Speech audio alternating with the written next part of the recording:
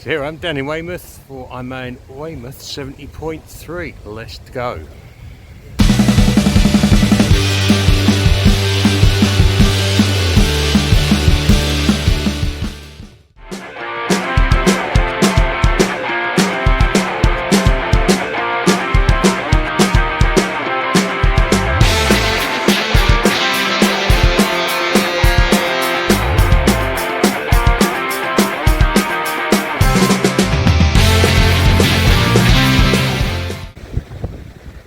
Here we are on the Weymouth beach, taking shelter behind the lifeguard hut at the minute. It's a bit windy down here. Here this weekend for Ironman 70.3 Weymouth. First time for me at an Ironman event and first time at this race, so it should be good. Looking forward to it. The vibe is already great. Been and registered. See, I've got my trusty merch and spent a load in the merch store as well. Been a bit of a funny year this year, so training's been a bit inconsistent and a few other things going on, so perhaps not had the run up I would have liked, but now I'm here. Yeah, just feeling pretty pumped for the day. Weather forecast is a little bit, could be better. Looks like some winds, possible rain, but it is what it is, you know. Just prepare for it, take extra jackets, whatever, and just roll with the punches. So just having a little stroll out on the beach, just see what it's about, what it's like, and then head back to the hotel, just start sorting the kit out. Not racing until Sunday, so got today, tomorrow to chill, to just get all set. Probably try and have a little recce swim tomorrow if I can, and we'll go from there. So for now, just we'll stroll along the seafront, stretch the legs, just enjoy this beautiful coastline. I mean, get a look at that. That is beautiful, isn't it? Wouldn't believe we're not in some far off land. This is England. All sea coast. It's beautiful.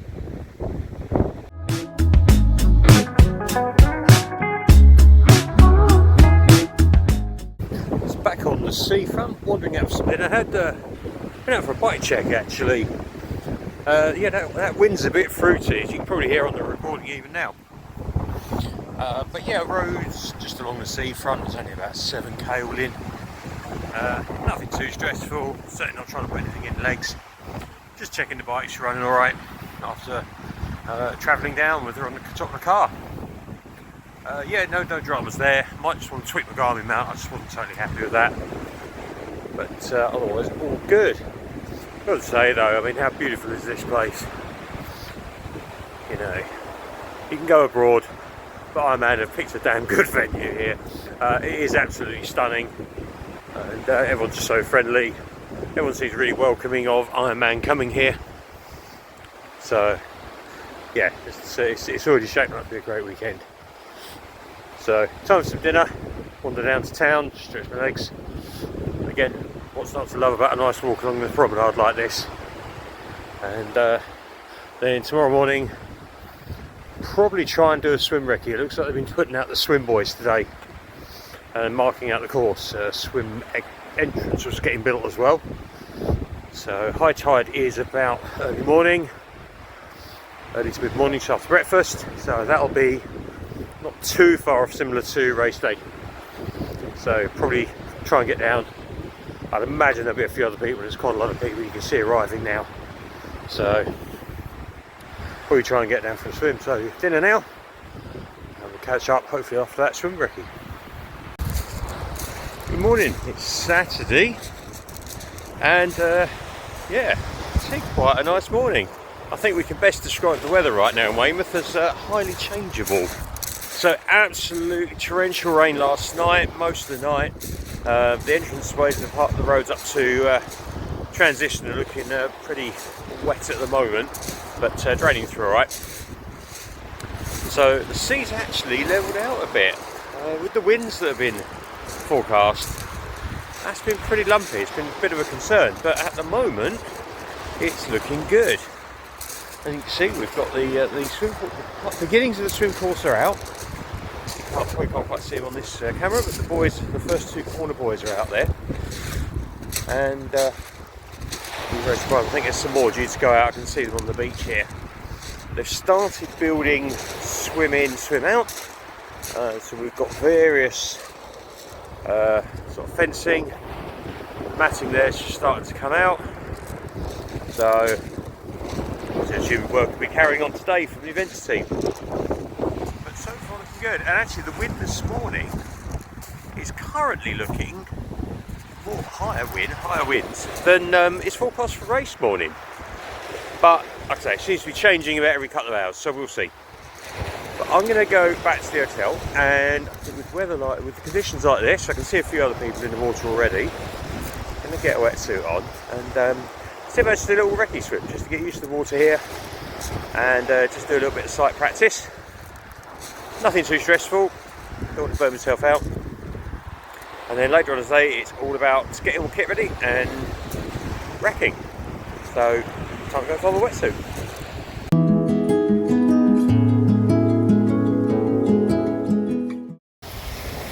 So there we go, swim recce done. Got a coffee, just chilling near what will be swim exit. You can just see the matting there. Team behind us, I guess, just starting to get all the barriers and all the other great signage, etc. out. I think I said earlier, two of the swim boys are out the far corner one, so we're going to go out. It's a clockwise sort of rectangular course, so we swim off the beach to the first buoy, take a right out along the parallel to the beach for the second buoy, and then come back in. Sea conditions, they were relatively flat actually by British sea conditions and with the wind forecast we've had, so hopefully that'll be tomorrow morning as well. Forecast is slightly better, so fingers crossed on that front.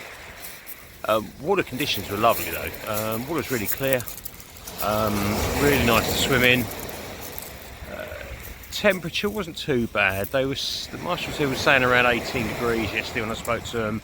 My thermometer on my tow float was gearing more about 13, so it didn't feel the warmest, but it was alright. So I'd probably pitch somewhere in the middle of that 15-16 territory. So yeah, not too bad at all given the time of year it is in the UK.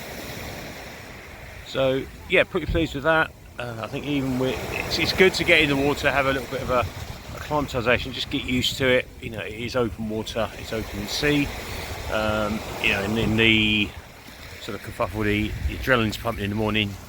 You don't want to suddenly have a panic attack because you're out in that big, large, open stretch of water. So good just to get out, take a nice chill sort of acclimatisation. Got a coffee, so just going to enjoy this now, and then back, and then start getting all the kit sorted for racking and getting set up in transition. Okay, so just getting ready to take bike and all my kit over to transition to drop all that off. So Ironman races, you typically rack your bike and drop all your transition bags off the day before the race. So you've got to do a little bit of thinking ahead. It's my first time doing it, but actually it's quite logical actually when you think it through. It kind of makes sense a little bit. So, and actually helps in a way, just a little bit more to think about. So, I'm going to take you through it. I've got my kit is pretty much what I've used before. No real changes from the rest of this year. Just a few little tweaks for today, or rather tomorrow's racing. Okay, weather forecast is still highly changeable. Chances are it's going to be chucking it down for a good chunk of the bike and the run. Possibly some winds picking up. I mean, they were forecast to be very high for most of the race. They're gradually dropping down to be more the high winds later in the day. But it's been changing almost hourly in some cases, so just don't really know. So, going to turn and prepare for all eventualities, and going to take plenty of kit. As I'll quickly just show you some of the specifics for today, and why I'm kind of putting this ahead in my transition bags. Okay. So, let's take a look. So, here's my kit. I'm not going to go through all of it. It's much the same as what I've had before. Some differences for today with my bike helmet. I've actually got the little box with the visors in next to it. So, in my T1 bag, my bike bag, I'm going to have that. The chances are I'll go with the clear visor tomorrow, just given it's going to be murky, rainy and horrible. But I'll put them both there just in case. The water there, the nutrition, that'll actually be going on the bike in the morning, but I'm just getting it out now just to make sure I don't forget it, and I'm kind of thinking of everything. I will also have, as I've got over the back here, I have actually got a soft shell jacket, so if it is particularly cold and going to be wet coming out the swim, I can put that on. And I have even got a very lightweight jacket, that yellow one up the top there, that actually folds up super small and will go in the back pocket of the soft shell. I'd rather just take that and then know that that will get me around a cold ride at this time of year. The other thing I have done on my shoes is I've got my toe warmers on. I love these things, highly recommend them. If you ever get cold feet, triathlon or even just riding, set of these neoprene toe warmers. These are Castelli's, others are available of course. Yeah, they do a brilliant job of keeping just the wind off your toes and make a huge difference for such a small little thing. But yeah, hopefully, so those couple of extra things with the jacket, that should hopefully help me just weather the bike. And I don't think, to be fair, having that soft shell on is going to make too much of it. I don't think I'm at danger of getting hot tomorrow. Probably more the opposite. Coming back in for the run, and I've actually got a fair bit of spare kit here. So I've actually got my new shoes. I've been running with these for the last couple of weeks since I got them. Saucony Hurricane 25s. This actually was a bit of a late addition to my kit. I've had Brooks for a few years, but my coach at the Tri Club actually noticed on one of our club runs that I was really overpronating a lot of my old shoes. So a combination of I probably needed a more supportive shoe and the shoes wearing out. So I went to the local running shop and got a gait analysis, and out of that and there's some extensive trying on of shoes, we landed on these being the best, and they are brilliant. I've run with them for several times over the last few weeks now, so I'm quite happy with them. Nothing new on race day and all that. I have done a couple of shorter runs, and I have done a longer, about, I think it's about 16k run on them as well. So they've had good sort of wearing in there. I'm quite happy with those. And super supportive, really has helped. And with the amount of cushioning, as you can see there on the soles, just feels really nice to be on. And anything I can do to help my run, I'll take. What I'm also going to put in my bag, I've got my glasses there. I don't know if I'll need them tomorrow if it is raining, but obviously I have them. Got my hat. What I'm going to do is put in some spare socks. So if I come off of the bike, if I have still got wet feet, cold feet, then having some dry socks there could just make a difference. I've got small microfiber towels, so even if I do want to dry myself off a little bit, if I have got really wet through, then I've got that there. I can just take up no space. I have actually got a fresh base layer, so I will be wearing a base layer under my tri-suit, the black one there. I'll wear that anyway, but if I'm particularly feeling the cold, if I'm getting wet through, I have actually put a second one there, so I can change into that if I want to get some dry clothes on. And I've also got a running jacket up the top there as well. Again, that's nice and comfortable, that one. And worst case, if I were getting hot, if it kind of was a 50-50 decision, I can just tie it around my waist. So it's not the end of the world. But hopefully I've got enough sort of preparation there. I don't want to get stressed about the weather. It's going to be what it'll be. But I'd rather be prepared for some eventualities. And if I've got some dry clothes, if I'm really struggling, or if I've got a warm jacket, that might just make all the difference. Much the same setup as I've used for the last year or so. So I've got my bottle and hydration system on the front underneath my tri-bars. Yes, it is a road bike, so I've tried to sort of get as much out of it from a sort of triathlon setup as I can. But from the sort of course info and the weather forecast, potentially having this road bike with a slightly bigger gearing could be quite helpful. One thing I have done on this one, I've actually got the arrow bottle will click in. That's to remind me I've got to fill that. But I have only gone the one bottle on the back this time, not two. So because it is a slightly lumpier course than Cotswolds, which is dead flat, I just want to take a little bit of weight out of it. And there are more aid stations on the Ironman course. So I'm actually going to run with two bottles, so they'll both be full start. And then what I'll do, it's probably about the second or third aid station, I'll pop the contents of that rear bottle into my front and then pick up another bottle at the aid station of water. Talk about nutrition. So as you might see in the flat, they've got quite a bit hanging around here. So let's just quickly talk about that. I used SIS Nutrition. Nutrition is such a personal topic. It's very much what works for you. This seems to work for me. I do have stomach problems. I can cope with this. A lot of people see the amount of gels and other things I take and go, how are you not causing as many stomach problems as yourself? But I seem to get all right with them. So very personal choice. I would like to find some more savoury stuff, but the problem is I'm wheat intolerant and also potato starch intolerant. So finding savoury stuff that doesn't include those is really hard. So if you've got any tips on that, please drop them in the comments. Love to hear. But I'm going with my trusty SAS. So what I would actually do, I've got 4 gels here.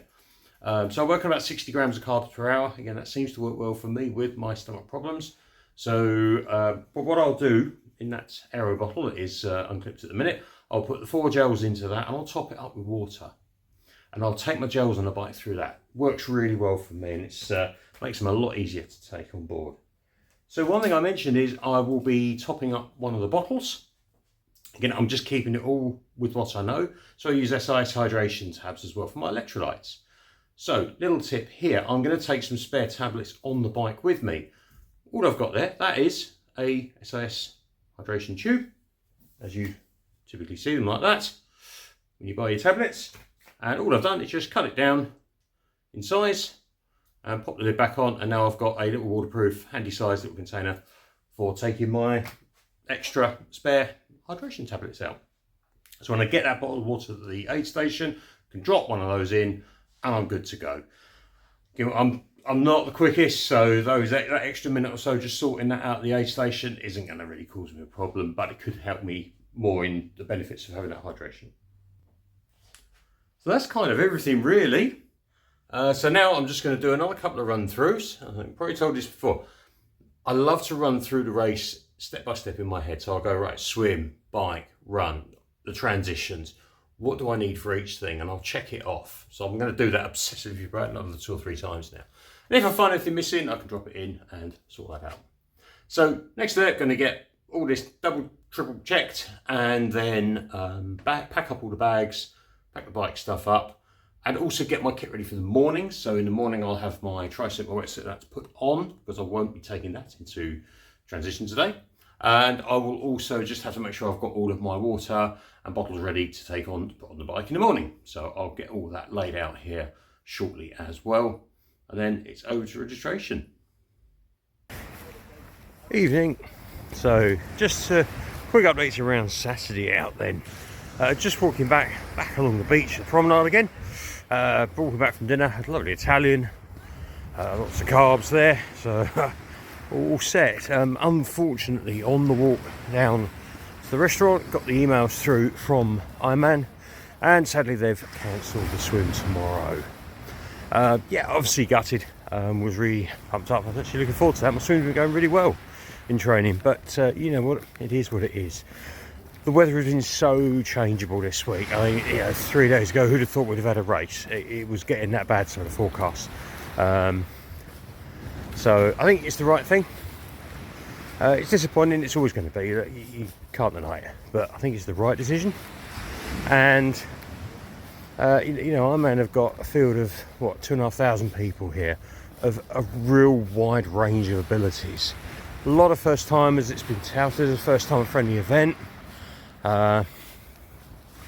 So again, they're not going to be at the same level of sort of swimming and experience in bad conditions as some of the more seasoned athletes. You know, Ironman have got to think about all of this. You know, they've got people out all day long. Not everyone's going to be done by lunchtime and in the pub. So I think it is the right decision, and the forecast is still highly variable, although it was improving for the swim. The swim was actually starting to look really good. But, you know, Ironman have got to look at the whole event. They've got people out all day. They've got to look at how can we run an event that is, you know, as safe as we can make it for those people who are going to be out all day long. And that's what they've got to do. So, fully support it. It's been a bit disappointing seeing some of the vitriol already cropping up on social media, particularly Facebook. You know, one thing I do love about triathlon is how it is a really supportive community. Generally, for the most part, most people are so supportive of each other, the sport. I don't know if this is an Ironman pile-on or selfishness or what. I'm proving quite harsh there, but that's what it kind of comes across at, you know. At the end of the day, you know, put it bluntly, shit happens. That's racing. Events throughout the year have environmental problems. T100 London this year, crikey, they almost didn't go ahead because of the algae problems in the docks, and that was cleared down with, I think, sort of 48 hours notice. So, you know, it happens, sadly. It is what it is. So I'm just going to refocus now. I've got a bike and a run. Still a pretty hectic day at the office, so I'm going to head back. I'm walking back now along this promenade. What a nice place to walk after dinner. Oh, you can't argue that, can you? So yeah, I'm going to head back to the hotel now, just do a quick kit resort. So instead we're going to be going out, I think, about 7:40 in the morning. So I need to head down to Transition, get my helmet and shoes, my bike kit that obviously is in my bag there, and get on the bike, and then they're going to be releasing us out on a time for a rolling start basis. So it is what it is. Still got time to get, you know, a really good day out, make the most of the event. That's all I'm focusing on, and just keeping positive about that I've still got I've still got a 90k bike ride on a rolling very rolling course, and a half marathon to run. So, you know, that's not an insignificant little day out there. So that's the end of today. So yeah, mixed bag today. It was all going well, got all racked, got transition done, all set up. Had a bit of a pound up this afternoon, nice dinner, but that's happening as well. Just got to roll with it, race the race that is in front of me now tomorrow. So yeah, back to the hotel, kit sort, early night.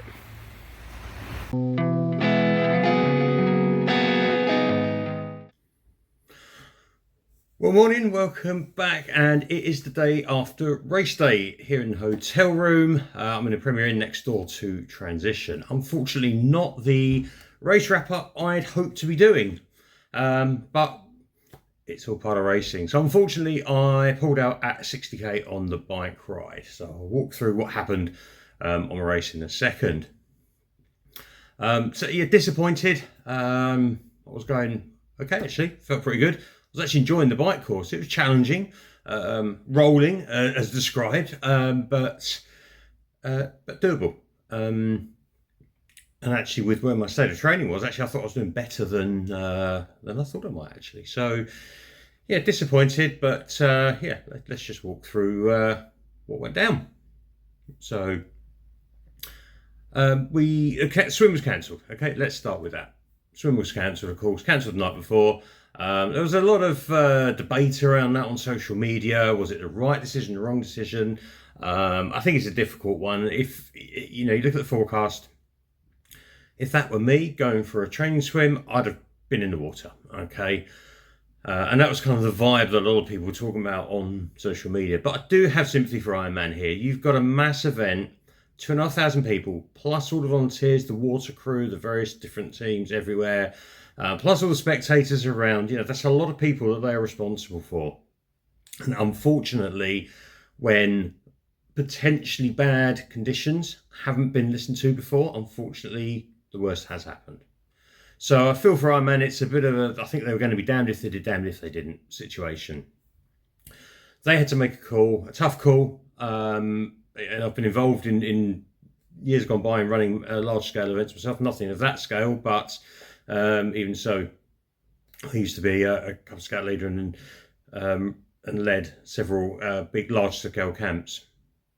When you're faced on that night before all the young people coming out, they want to go camping, have a great weekend in the outdoors, and it's chucking it down and it's windy, and you're having to make that call of at what point do we say we just can't take the chance? Safety first. You know that was a small event. You know, you're talking 50, 70 people. So times it up to 2,500 plus, you can see where Ironman are a bit stuck. So I do have sympathy for them. I think ultimately it was the right decision. And given how the conditions rolled in later on, getting people out on the bike, although it did take a little while with the rolling start, you know, I think getting people out on course was certainly the best thing to do. And the bike, the wind was picking up, but it wasn't too bad on the bike. So I think that's what we need to hold on to. Actually, we had fairly reasonable bike conditions. The weather really dialed in and worsened at a vast pace when people went out on the run. So, started off on the morning. It was a time to our rolling start from Transition. So we all lined up at the bike racks with our bikes all ready to go. I had taken some precautions. I put an extra soft shell on. And I had my gloves, my arm warmers, toe warmers. So I thought I was all set. I did have a wind shield in my bag as well, just in case I need that little bit extra. So it was rolling start from transition. They called us row by row.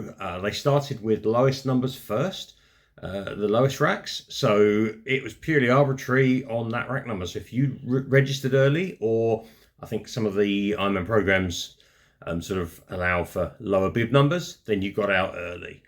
So there would have been faster people who registered later, hence higher numbers. They were later out. And I saw a lot of them coming past me. I was, I think, 565. There was the numbers in the thousands upwards were coming past us all the time, where obviously they're going a lot faster. So, first tip, if you're coming to one of these races, just a little bit of safety. If you get the opportunity to come on the Friday when they open registration, register early, I would suggest doing that. And if nothing else, it means you're here, you're on site, you can just chill a bit more, which is why I did it, really. I didn't know about the potential for that being an advantage. But, aside of that, you can relax, So anyway, we got out. We left straight from transition, straight on the course, and, felt good. Felt good riding. Two sides to the coin here. I was getting the sort of power in that I wanted. And just felt good, getting the bike going. My heart rate wasn't rising up too fast or anything like that. Just was able to start getting out on the course. It was busy because of the mass start, and actually that kind of carried on. So, it was busy. It's a non-drafting race, but people were so close together, it's very hard not to. I guess the advice there, but I would say is, if you're in a bit of a bunch, a piece of advice I had from someone who's done one of these before is you don't try to show advantage. So if there's someone on a TT bike coming hammering down the outside, don't get on their back wheel. You're drafting. You're opening yourself up that you're going to get a penalty. But if you're in a bunch of people and you're letting those faster people past you, it's not safe to try and move past those other people. It's probably less of an issue. That's kind of what I saw on the day, really. I don't know what the situation was with penalties in the end, but that's kind of how it seemed to play out. And hopefully my interpretation of that is correct, and that was a fair view that was taken.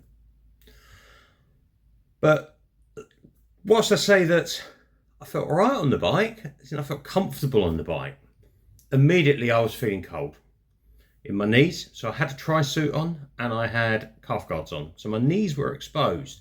This time of year, borderline if I should have worn long legs, borderline if I would even at this time of year for a ride. So, I was starting to feel cold, and my body was already starting to shiver a little bit. Didn't think too much at the time. I thought, okay, look, I've got my shell on. That really helps. That soft shell I've got is a great one. It's a Castelli one that I've had for a couple of years, and it's brilliant. I'll wear it in all weathers. I thought, okay, let's just get moving, because I've been stood around in transition. I tried to do some stretching and that, but until you get actually moving, don't build it your body. And then there's a kind of a long climb, very slow, very gradual climb out of Weymouth. So that kind of warmed me up a little bit. Great, I thought. But then as I carried on, got off the top of that, and then we're into the rollers, I was shivering a lot, physically shivering. And it's like, okay, this isn't great. Maybe the cold's just getting to me more than I'd anticipated. Maybe it's that's what it is on the day. Carried on, was pacing quite well, comparable to my previous sort of best sort of comparable ride would have been Holcombe 2 years ago. But Holcombe, the total elevation, about 600 metres, what I actually did today pulling out, and I'll come back to that in a minute. So, I thought, okay, we're doing all right. Maybe just a bit cold, tough it out. So at about 40k, I was really sort of feeling quite badly. So I put my wind shell on as well. So that seemed to help a little bit. That kind of took a bit of the effect off.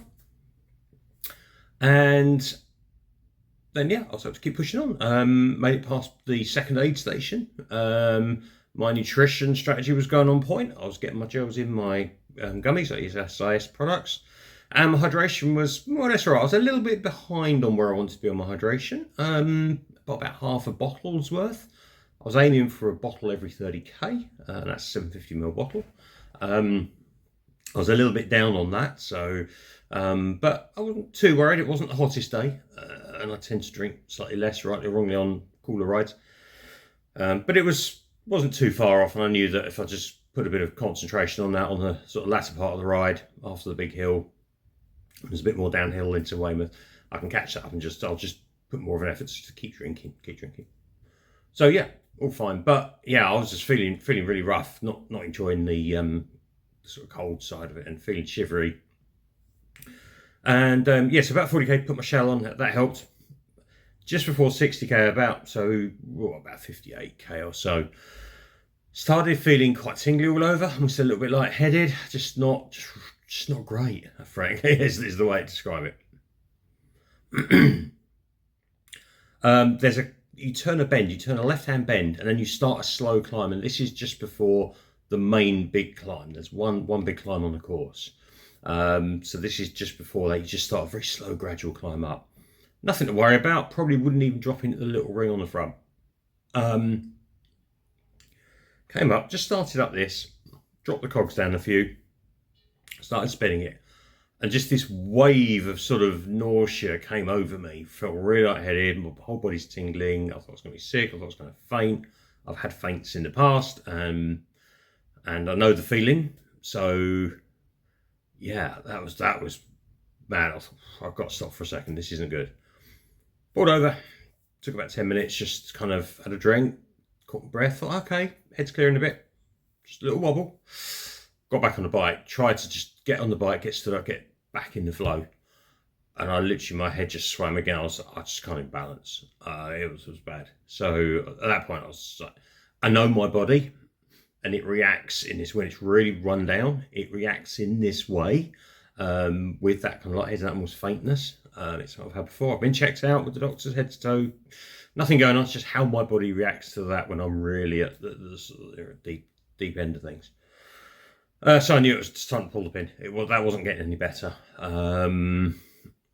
So yeah, and that was it. Game over. What can you say? That was it. That was the end of my race.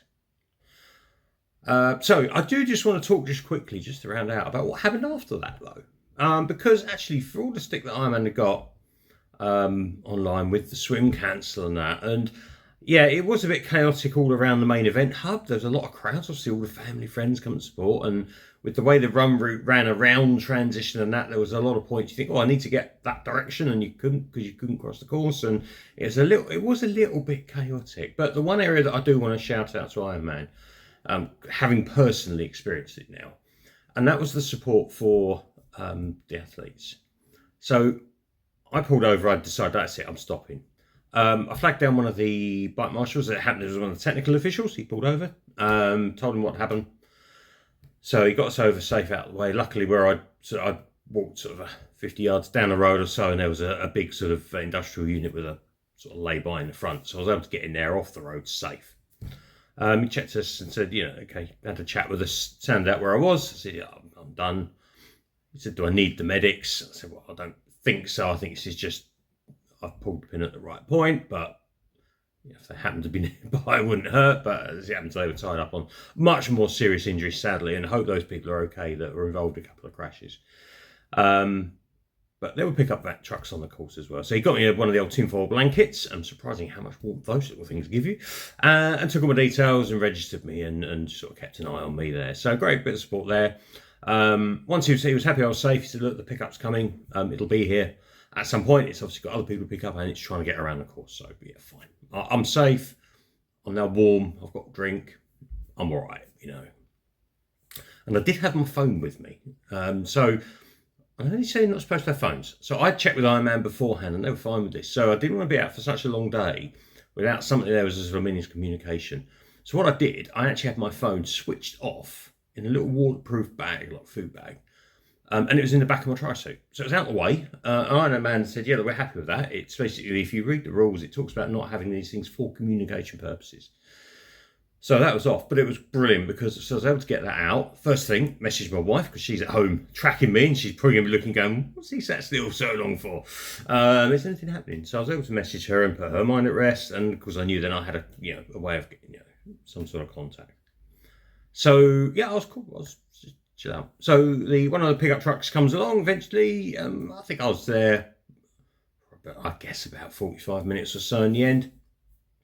Pickup truck comes, gets us in. Thankfully, had his heating on, and he had a couple more pickups to go. So we had a bit of a slow sort of bimble back down towards Race HQ. He picks up a couple more people en route, and then when they get us back, they don't just drop you off and go, "Thank you very much. Sorry it went wrong. Have a nice day." What they do is they get you back, and you get met by one of the event team. So they then escort you. So we dropped our bikes. So because where they drop you to get in around the back of the event site, if you like, because of the road closures and obviously the run course, they drop us at the back end of transition. There's a run course coming around that. So left our bikes with one of the security guards. And what I later found out was that actually during that time, they then took those bikes, there was about half a dozen there from people they brought in, and they put them back into the racking in transition. So great, well organised there, that obviously the bikes are then, we know where they are, they're in the secure area. So that's kind of just a bit of peace of mind and a bit of organisation. So that was good. But yeah, they then took us, there was I think 3 of us in our little group. The team member, the event member came over and escorted us, and we had to sort of make a quick sort of crossing over the run course between when we found a gap, and they then took us into the I think they called it the hot hut. It was basically a shipping container kitted out with some benches, some blankets, and importantly some electric heaters cranking up the heat in there, like a little mini sauna. And they had a little table and an urn and tea, coffee and sweets and biscuits and bits and bobs. But they just got us in there, got us settled down, checked we were okay. I did see some medics, there's medics out front. So again, if you needed that, they were there. Hooked us up with a drink of our choice. I had a couple of cups of coffee there, which went down very nicely.